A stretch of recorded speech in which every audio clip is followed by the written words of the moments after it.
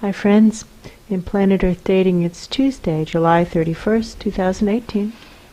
In both the Lynn life and the Jamie body mind, the authorized souls remain only child souls from the deeper, denser dimensions, and all other souls from all other dimensions, as long as the souls are already participating in all the work that has been assigned to the Search for Truth community by wiser minds above all of us, and already living by all of the many Search for Truth rules already given to the Search for Truth community by wiser minds above all of us. And if we are not looking up to those wiser minds above and asking those wiser minds above, what now in order to, and then pick any facet of the soul plan, and then doing whatever it is the wiser minds above say to do, then we don't stand a chance of living by those rules. And so somebody is saying, friends, please listen, please focus on this.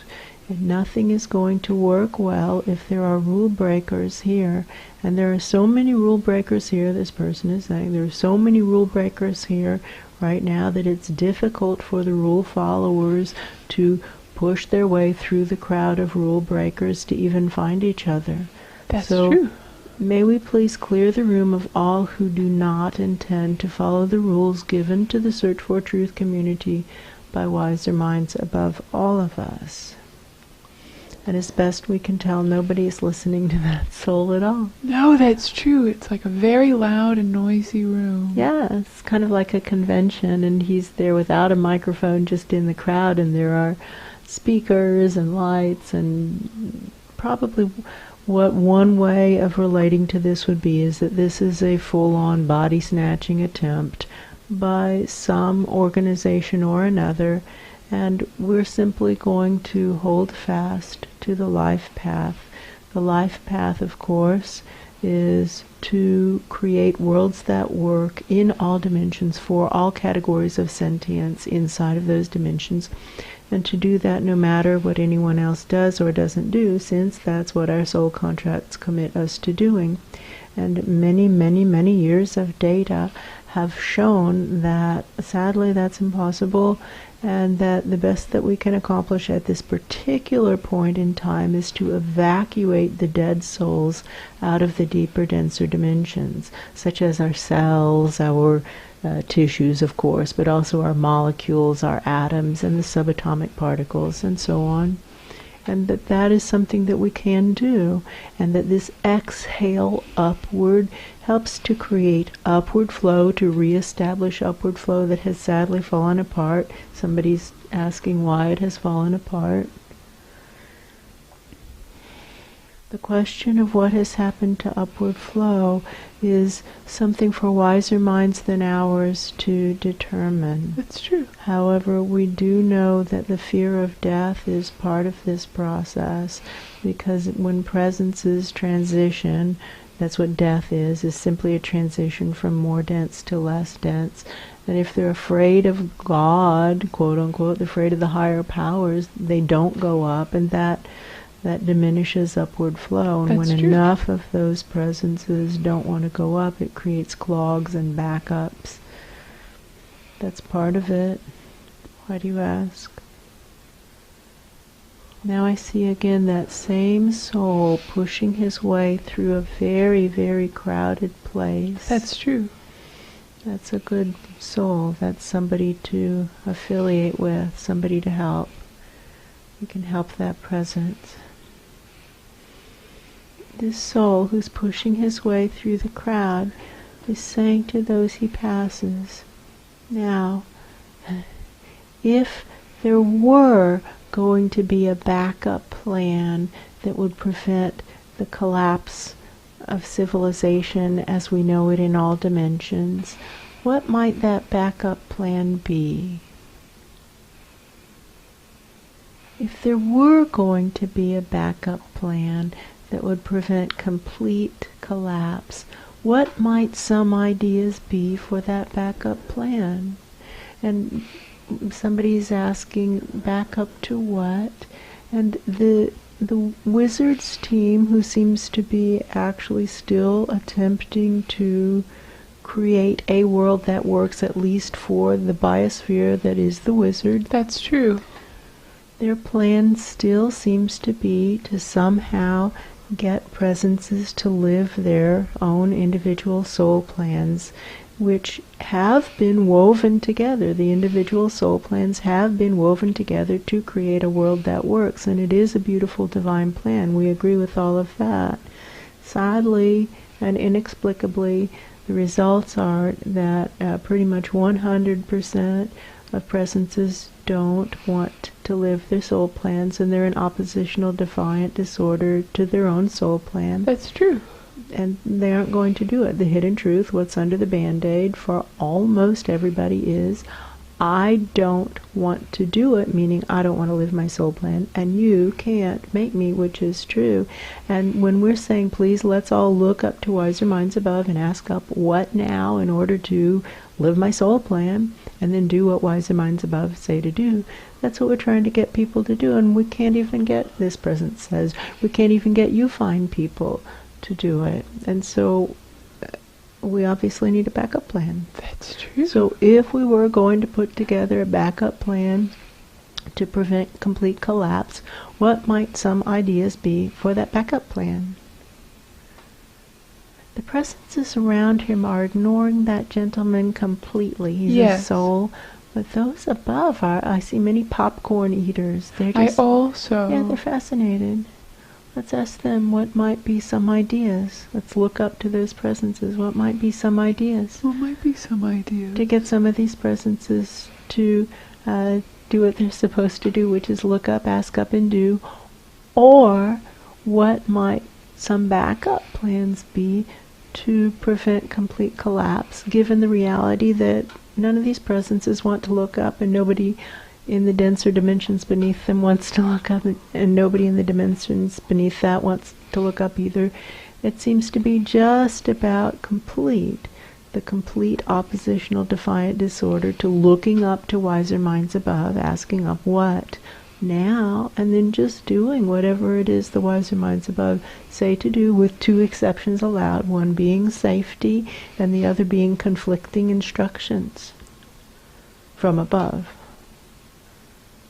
But now, what might some backup plans be?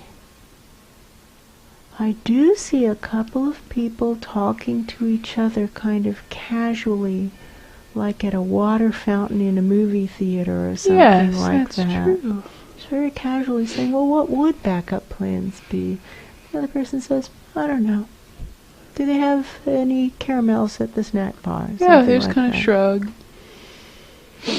Oh. Maybe we can reach longer, stretch higher. But then again comes the question of which way is up. Not that direction. Not that way. Okay, completing the turns and try again. Which way is up? Completing the turns, trying again. How about which way is forward? Which way is forward? Ooh. Not the way I was pointing. Me either. Completing the turns. Which way is forward? If there were going to be some backup plans to prevent complete collapse, what might some ideas be for those backup plans?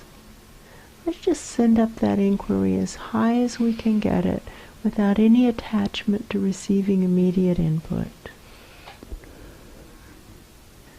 Somebody is talking to the planetary consciousness for planet Earth about his friend, and I think they're talking about the planet Mercury. That's true. Who is completely dead according to their rules of thinking, completely dead presence. What does that mean? I don't know. Maybe the person is just drugged into oblivion. That's true. Is how it feels, because it feels like the body is still alive. Like the heart is beating. Yes, but there's no hope in the assessment of their society for that person to live a productive life? Productive life. That's true. Okay, well, how would you help Mercury, for example? Some people are saying, you've got to stay away from Mercury. Mercury is a bad idea. That's what they said. Affiliating with Mercury is a bad idea. Just stay away. Whatever Mercury has is contagious. What does Mercury have? Maybe oppositional Divine disorder to the soul plan. Well, that's what it leads to, is a stone cold rock falling through space. That's true. That's what Mercury has. It's just a rock falling through space. That's true. Why do you ask? Somebody is very sad because they know that the reality of planet Earth is that it also is a stone cold rock falling through space, and that in the less and less and less dense versions of it, there is still life, and this is simply one of those less dense versions. That's but true. The actual reality of planet Earth is yet another stone cold rock falling through space. There might be fantasy worlds that claim Mercury is teeming with life. There are fantasy worlds everywhere. I don't know that those fantasy worlds actually have value. This presence says, whoever it is, somebody who's talking, that somebody is saying, isn't it actually more valuable to relate to what's actually going on? Isn't it more helpful to see the reality? Or is playing with fantasy actually of value? Somebody else is saying, I don't think playing with fantasy has value. I think relating to reality has value. If there were going to be a backup plan to prevent complete collapse, what might some ideas be for that backup plan? Just send up the question. Don't try to hear it. Just beam it out into space, so to speak.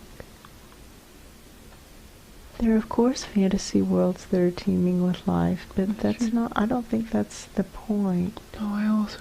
I think the point is, the actual truth is two stone cold rocks falling through space. That's true. Presumably Venus also a stone cold rock falling through space. Mars, we know, is a stone cold rock falling through space in some dimension or another. You can feel it. That's totally true.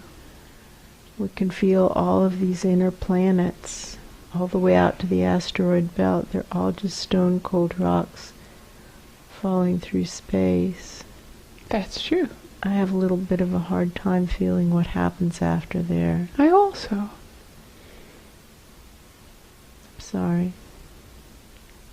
All I can feel are the inner planets, and they all seem to, in reality, be stone cold rocks falling through space with varying degrees of fantasy dimensions kind of trailing behind like balloons.